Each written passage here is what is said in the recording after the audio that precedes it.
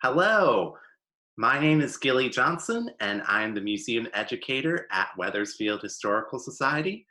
I'm very pleased to have with me today Dean Karau, who will be talking about his book, The History of Wethersfield 2.0. Hello, Dean. Welcome. Hi, Gilly. Thanks for having me on. Glad to meet you.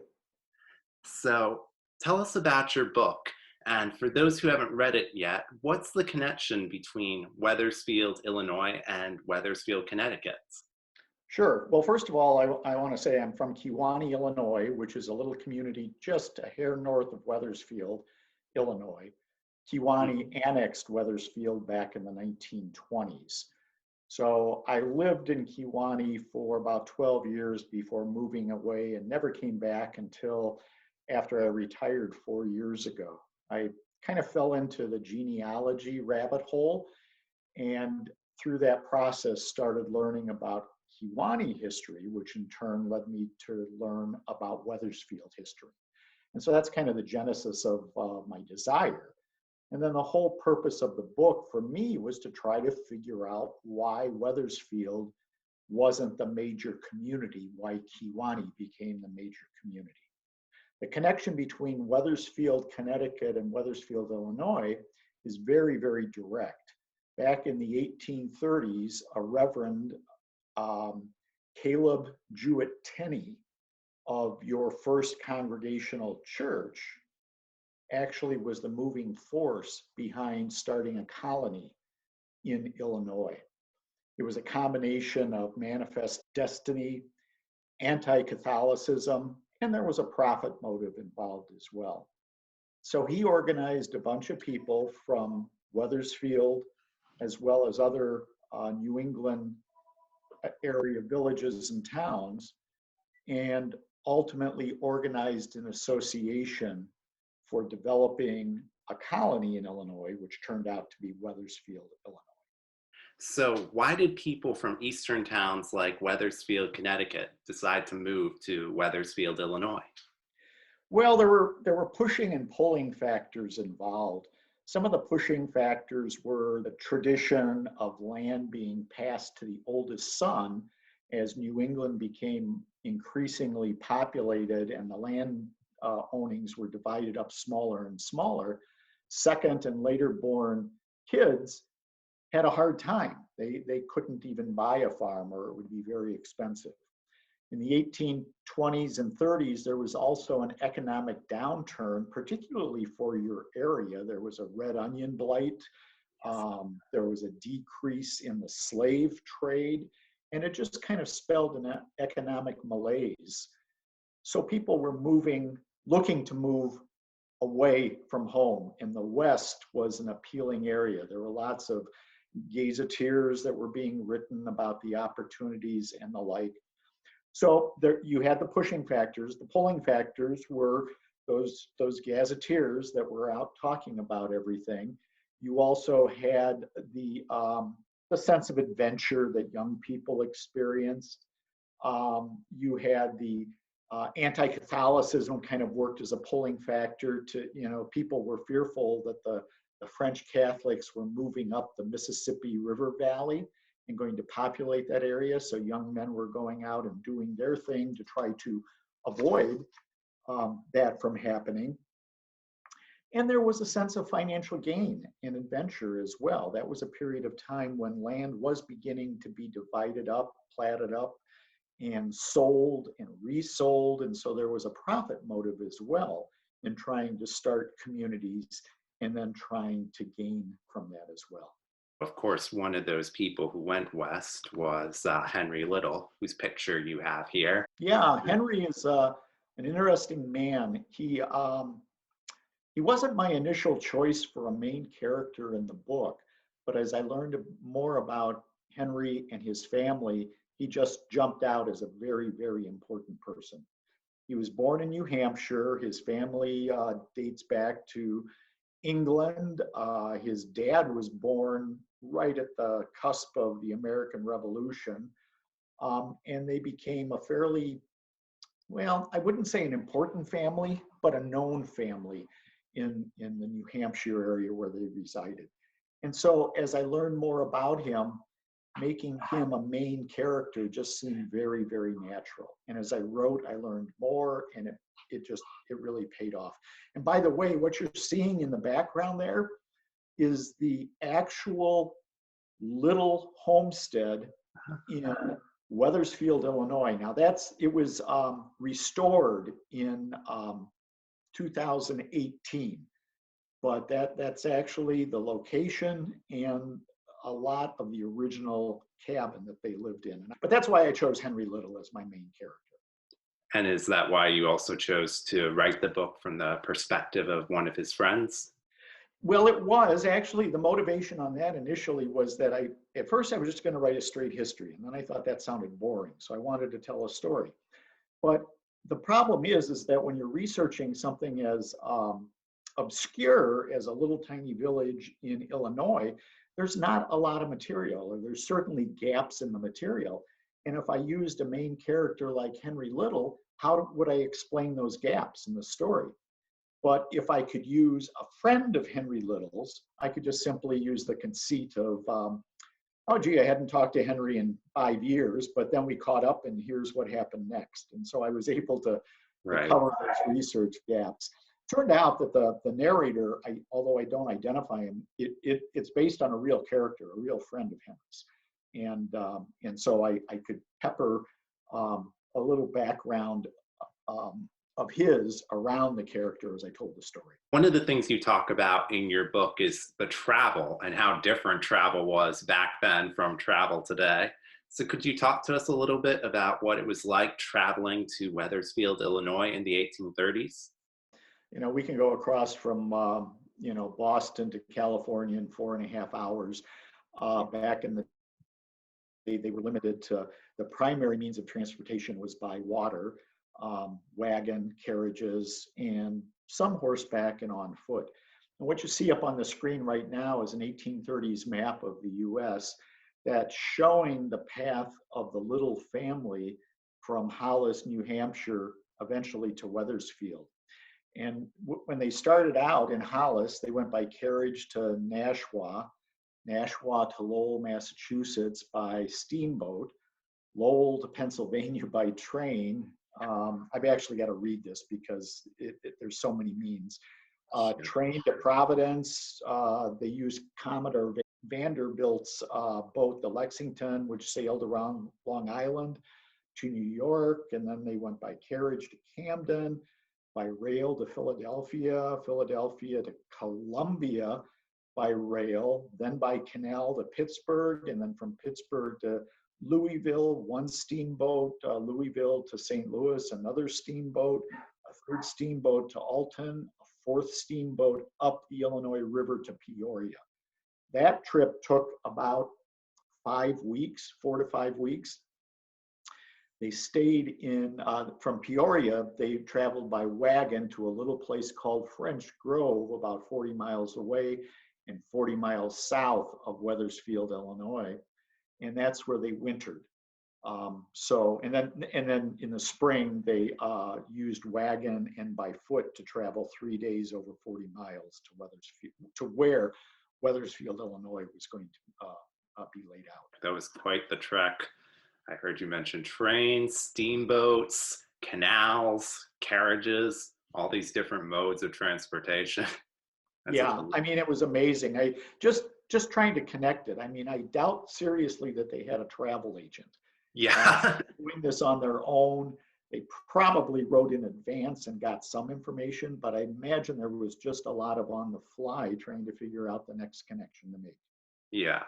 And even today, travel can be disorienting. So just imagine how disorienting it would have been with all those different connections and having to figure it out on the way, as you're saying. And they certainly didn't carry everything with them. They shipped some things to some, they probably shipped some material to maybe as far as Peoria, but they still had to carry a month's worth of clothing and other supplies and the like. And they were probably always fairly chilly and damp and wet as they had traveled, even in these some of these conveyances. And then when they got on by wagon, it must have been just miserable. Well, how is the founding of Wethersfield, Illinois, similar to or different from the founding of other Midwestern towns? There were hundreds of towns that were being founded, not only in Illinois, but Ohio, Indiana, to a lesser extent, Iowa at that point. And most of those developed as the result of pure economic conditions. It was along the river. You needed a place to stop and get supplies and the like. A village grew up there.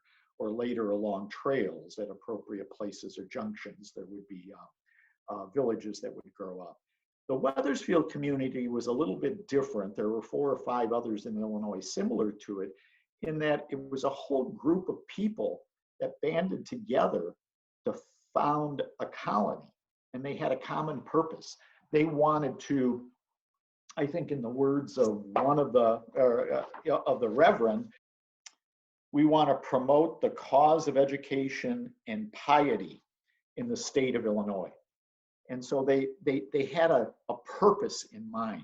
And so rather than the other villages where 1, 2, or 3 people put up a house and then eventually others built around it and it became a settlement, here you had a whole group of what turned out to be 40 or 50 people over a course of a short period of time, landing in one spot and deciding to develop this one area.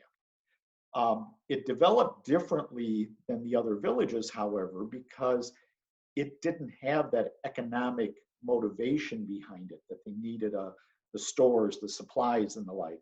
And so while they parceled out land and they began farming, there weren't a lot of businesses that started up initially. And because of the unfortunate timing that they had, they arrived right at the beginning of the Panic of 1837. The whole country, and in particular Illinois, was going through major economic upheaval, which really slowed down the growth of Wethersfield. There was a village center, but it only had a mill, it had a blacksmith shop. That was probably it. And it wasn't until the mid-1840s that a merchant set up a store. And it really wasn't until the 1850s, almost 15 years after they arrived, that they had anything that you could truly call a village. They were a bunch of folks that were farming together, but they had to travel to Peoria or other locations for most of their supplies. And so that made it different than your typical village that you found. In this slide here, you have a house of Abner Little. So was this house similar to other houses that were founded in other Midwestern towns? Or was Probably. Yeah, probably very much so. And I've got to tell you, that was a second home built by the Little family. The first homes were very rustic compared to that. That was a decided step up. When the first settlers arrived in Wethersfield, Illinois, there were 3 or 4 men that kind of did a pre-scouting tour. And when they started building houses, they could build a little shack in about a week. They'd fell the trees, they'd maybe or maybe not strip them of the bark, they'd pull them to a location, they'd stack them up. They did not have any significant roofing, usually clapboards or some logs lapping over the top. They threw those up quickly. This actually was a second generation house built about 6 or 8 months later, so it was quite fancy in comparison. Which is hard to believe today when you look at that. Right. Makes perfect sense what you're saying, Cal. Like when you first get there, you need shelter right away. So you have to have that quick structure that you build. But then over time, you can make something which would then be nicer, like this building here. Yeah. They actually, prior to the first building of those cabins I alluded to, they had sent out a 3-person committee almost 8 months earlier to, kind of reconnoiter the area and find the land and then purchase 15,000 acres of land and to roughly lay it out. And they were looking, their criteria for land selection was they needed the vast Illinois prairie for farms. but they needed a reasonably close supply of trees for cabins, for fence posts, for firewood, and then they needed a water source. And so as these three men in the purchasing committee searched around, they found this confluence of all three of those elements at this particular locale. And so that's why they selected it. And their original, those temporary shelters were put up right at the intersection of all three. And they planned to build later, more permanent structures once other colonists arrived and they parceled out the land so people could build these more permanent structures. Right, that makes sense. At the Wethersfield Historical Society this year, we're celebrating the centennial of women getting the right to vote in this country with an exhibit on women of Wethersfield. So can you talk to us a little bit about women in Wethersfield, Illinois? What role did they play in the early founding of Wethersfield, Illinois? Well, probably whatever role women were playing in Wethersfield, Connecticut at the time. I think particularly within some of the church structures, the Congregational Church, their philosophy of temperance and the like probably led to women participating at a higher level than in some other areas and or religious structures. And I think that followed the colonists to Wethersfield, Illinois. From everything I could see, the women were very active in the community. They took the lead on organizing the churches, or the church initially, but then multiple churches beyond that, and or were actively involved. Clearly, there was a delineation between the workloads. The men primarily built the homes and tended the fields, but the women certainly helped out. But the women managed virtually the entire operation, including giving men instructions as to what to do. And so they were very important, very valuable contributors. And there's a fair amount of literature that does talk about, the women organizing the church, leading the temperance movement, things of that nature, assisting in education and other things. And again, as you said, the era of women was coming about at that point. The Seneca Convention occurred in 1848, and I'm sure that the ideas that were espoused there spread to the Wethersfield, Illinois community as well. Most of the literature will speak very highly of the women and how motivating they were in moving forward and making progress in the community. Yeah, and in your book as well, you have that great letter that you reference from, I think, Henry Little's sister. Yes. Describing what life was like. So that's a great window as well into a female perspective on this founding of Wethersfield, Illinois.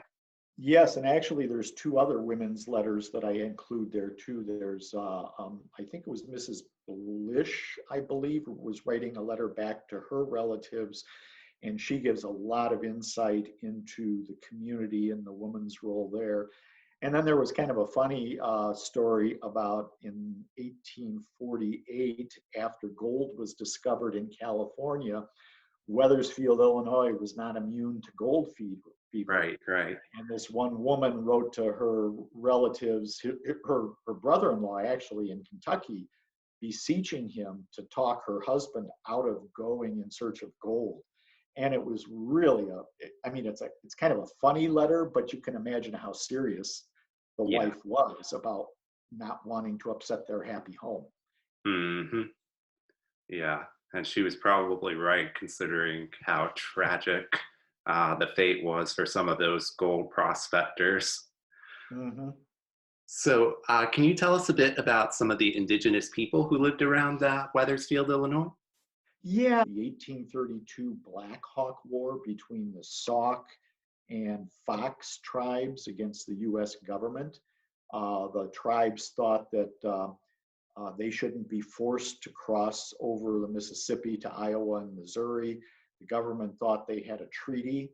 And so there was a fairly significant but short-lived war in 1832 in which later President Abraham Lincoln fought.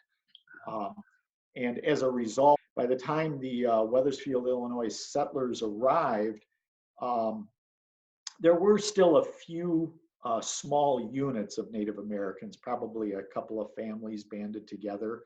And they basically were just following their traditional seasons from, planting season to gathering season to hunting season to winter grounds, and then repeating the process. There were no, I'm unaware of any research that shows that there were any Native American villages located right where the Wethersfield community was, but there were certainly trails that crisscrossed the area. And about 15 to 20 miles north of Wethersfield, there was significant burial grounds that were later found at the intersection of the east-west Sauk Trail that Indians had used for generations. So there's certainly evidence of villages nearby, but none right there. Nevertheless, the Wethersfield, Illinois colonists did have some interaction with the Native Americans. The image you have up on this screen is a Potawatomi chief by the name of Chabon or Shabona. There's different ways you pronounce it. And he was fairly sympathetic to the white man.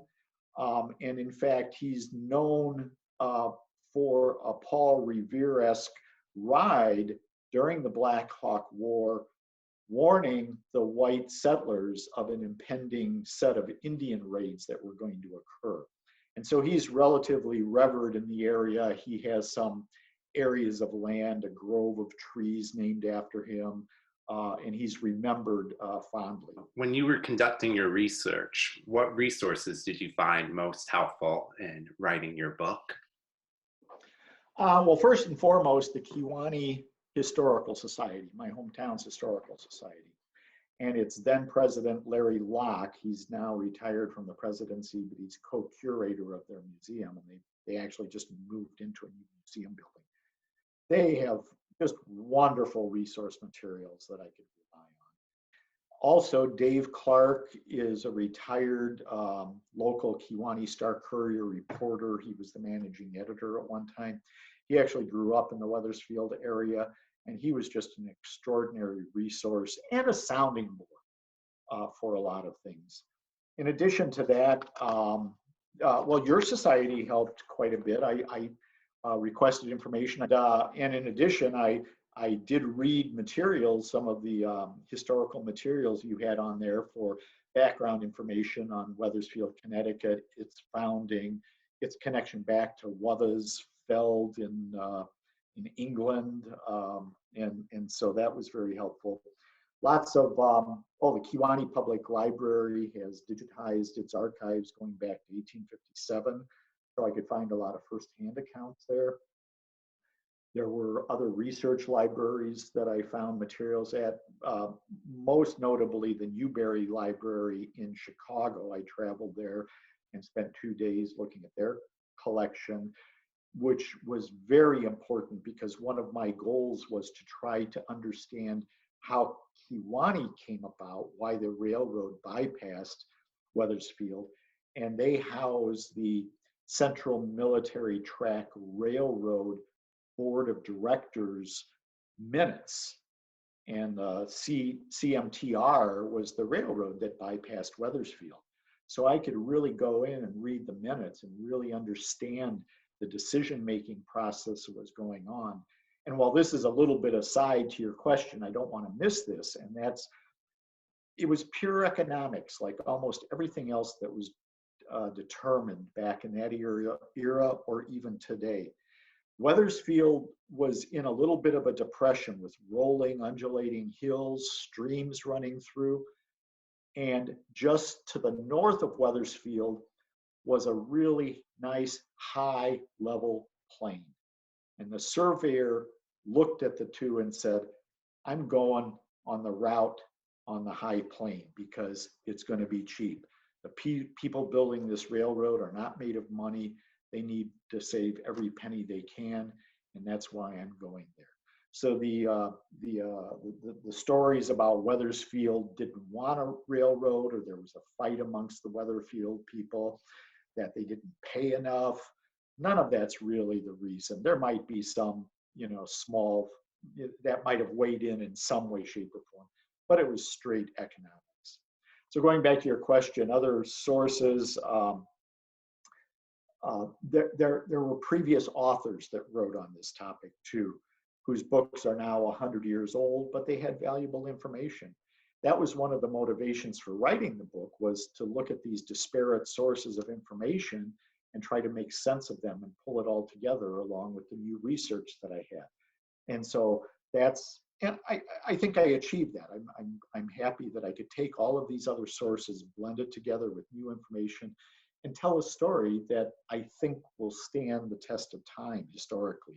What were some of the most surprising discoveries that you made during the course of your research? I imagine that those meeting minutes might have been one of those. Yeah, I mean, certainly I found meeting minutes. I found that old map that you had shown previously. Those were just wonderful little things. That letter from the Wethersfield woman whose husband wanted to go to Pan Gold in California. What a cool find that was. Yeah. You know? It was actually at, I want to say, Western Kentucky University. I mean, Wow. I don't understand exactly how it was there, but that's the interesting thing about historical research, is you just don't know where you're going to find materials. And so those things were fun to find as well. Some of the little things that I could find about how the nuances of life, that you know, they traveled and the nearest stores were 40, 50 miles away, how they had to make do. Henry Little, his last pair of store-bought pants worn out, he needed a new pair of pants. He shot a deer, skinned it himself, tanned the leather, and roughly sewed a pair of pants for himself. Those little tidbits of finding out about the everyday life were just fascinating and so enjoyable when you run across these little bits of information. And the people too, and the lives of the people, and the realism that they faced, contrary to what we usually conjure up from our, you know, made for television movies and the like. Yeah, that for me is part of the fascination of history, seeing how people lived in a different era and what challenges they faced. Strength that they had, the Mhm. strength of character to get up and to travel 1,000 miles into an area no one knows anything about, and to put down roots. And as that one woman, I think it was Rhoda Blish, but I could be wrong, writing back to her sister, how after she told her sister of all the hardships and the travails they suffered, nevertheless, this is our home. Yes. It became their home. Back east was just a fond memory. Well, thank you so much for talking with us today. I have here again your book, History of Wethersfield 2.0, and it's available on Amazon in both black and white and color. Was there anything else that you would like to say about your book before we go? No, actually, and I am so happy that I made the connection with you and the Wethersfield Historical Society. And once we're past COVID, I really look forward to taking a trip out there to meet you, to tour this your museum, and also do some more discovery too. I bet you there's a lot more documents lurking out there on the in your area that would inform an addition to this story. I bet you're right. There are those undiscovered treasure troves, like that Western University, Yes, Western Kentucky University letter hidden away somewhere. yes, yes, yes, absolutely. Yeah. So thank you again. It's been great having you talk about your book. And thank you so much, Gillie, for having me here. I really appreciate it.